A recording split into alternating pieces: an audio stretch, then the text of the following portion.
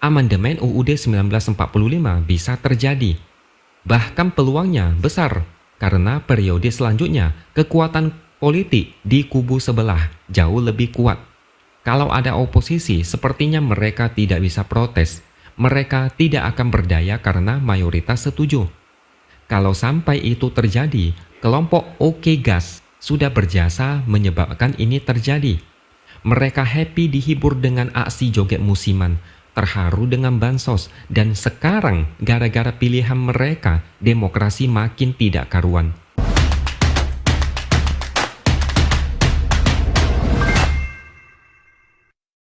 Halo, bertemu lagi dengan saya, X Hardy di Opini Siwer. Putusan MA soal batas usia calon kepala daerah membuat banyak orang muak dan geram. Putusan ini dianggap menjadi karpet merah untuk anak presiden berikutnya, yaitu Kaisang untuk maju di Pilkada 2024. Bahkan Mahfud MD pun ikut geram.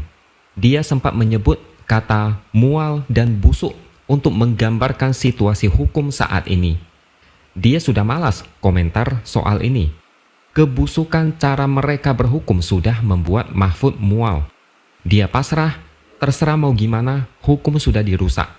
Intinya begini, menurut Mahfud MD, putusan MA ini salah. Dia bilang tidak ada alasan MA mengabulkan gugatan Partai Garuda soal batas usia calon kepala daerah. Putusan MA ternyata membatalkan satu isu peraturan KPU yang sudah sesuai dengan undang-undang, tetapi kemudian dinyatakan bertentangan dengan undang-undang. Entah apa yang kemudian tiba-tiba ada yang salah dengan peraturan KPU, padahal sebenarnya tidak ada masalah.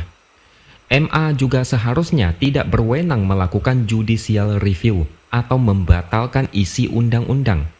Kalau undang-undang mau dibatalkan, maka caranya cuma ada dua, yaitu judicial review oleh MK atau menerbitkan perpu darurat.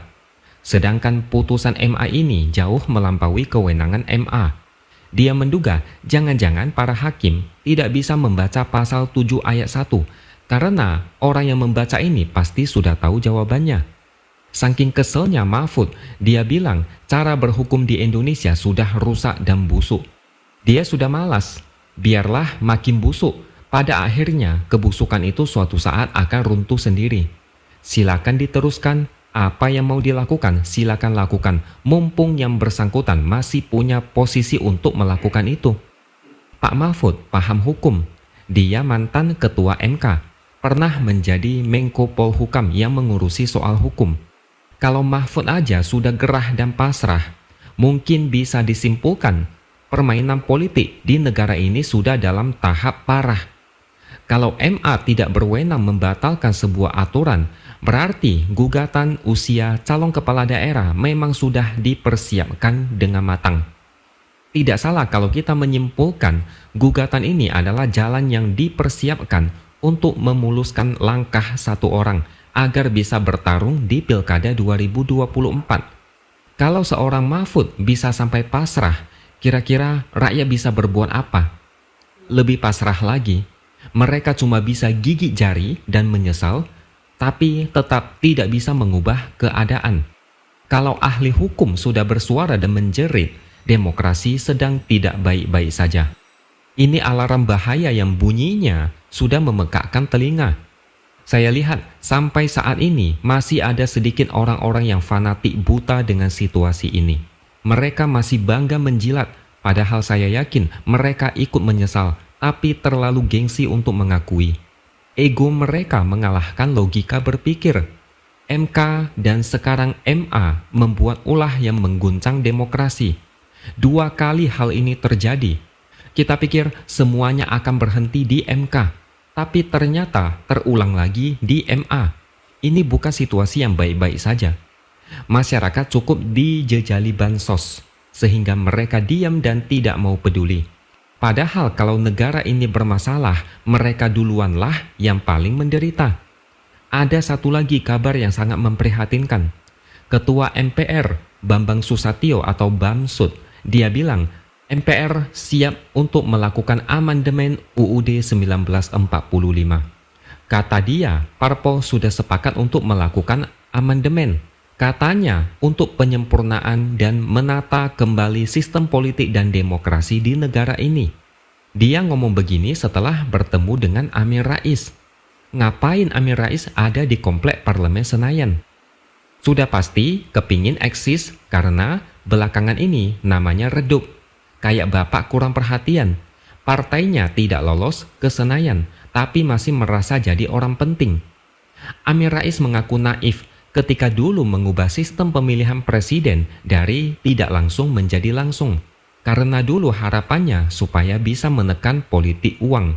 Makanya dia sepakat jika UUD 1945 kembali diamandemen untuk mengubah aturan pemilihan presiden. Lucunya, Bamsud mengatakan ada aspirasi dari masyarakat agar UUD 1945 diamandemen. Rakyat yang mana sih? Atau jangan-jangan ini aspirasi dari anggota dewan itu sendiri? Sudahlah, politik uang itu akan selalu ada. Bukannya saya mendukung, tapi hal seperti ini akan terus ada. Masalahnya, kalau presiden dipilih MPR, apakah bisa dijamin prosesnya akan terbebas dari politik uang? Bisa saja kan, ada deal-deal untuk membeli suara anggota MPR. Aturan seketat apapun, selalu ada celah yang bisa diakali dan dimainkan. Lagi pula, apa mungkin seorang rakyat biasa bisa menjadi presiden kalau dipilih MPR? Ini peluangnya setipis rambut. Takutnya yang punya peluang hanyalah elit politik yang punya sumber daya besar. Saya dukung presiden dipilih MPR dengan syarat Undang-Undang Pembuktian Harta Terbalik dan Undang-Undang Perampasan Aset disahkan dulu. Jadi siapapun yang bermain dalam proses pemilihan capres dan cawapres bisa disikat habis. Kalau tidak, sama aja deh. Tetap ada potensi penyelewengan dan permainan. Amandemen UUD 1945 bisa terjadi. Bahkan peluangnya besar karena periode selanjutnya kekuatan politik di kubu sebelah jauh lebih kuat. Kalau ada oposisi, sepertinya mereka tidak bisa protes. Mereka tidak akan berdaya karena mayoritas setuju. Kalau sampai itu terjadi, kelompok Oke Gas sudah berjasa menyebabkan ini terjadi. Mereka happy dihibur dengan aksi joget musiman, terharu dengan bansos, dan sekarang gara-gara pilihan mereka, demokrasi makin tidak karuan. Apapun itu, pemenang Pilpres akan lebih leluasa mengubah aturan, termasuk mengamandemen UUD 1945. Syukur-syukur kalau aturannya bagus. Kalau aturannya menimbulkan banyak protes dan kritikan, lagi-lagi rakyat tidak bisa berbuat apa-apa. Ke depan rakyat harus siap dengan kabar seperti ini. Mungkin lebih baik ikuti cara Mahfud MD. Mereka mau gimana ya terserah, karena mereka punya posisi dan punya kuasa. Apapun yang mau dilakukan, silakan aja. Mau komentar apapun percuma aja. Kita hanya bisa berharap negara ini baik-baik saja. Di masa depan bisa menjadi negara yang lebih baik lagi. Jangan seperti Filipina, yang dulunya pernah menjadi negara dengan ekonomi terkuat di ASEAN. Tahun 60-an, ekonominya lebih kuat dari Indonesia dan Singapura. Tapi sekarang negaranya masih belum bisa maksimal bangkit dari keterpurukan di masa lalu. Hanya gara-gara salah pilih pemimpin. Oke, sampai di sini dulu opini dari saya. Subscribe channel ini supaya makin berkembang dan jangan lupa tuliskan komentar Anda. Terima kasih sudah menonton dan sampai jumpa lagi di lain kesempatan.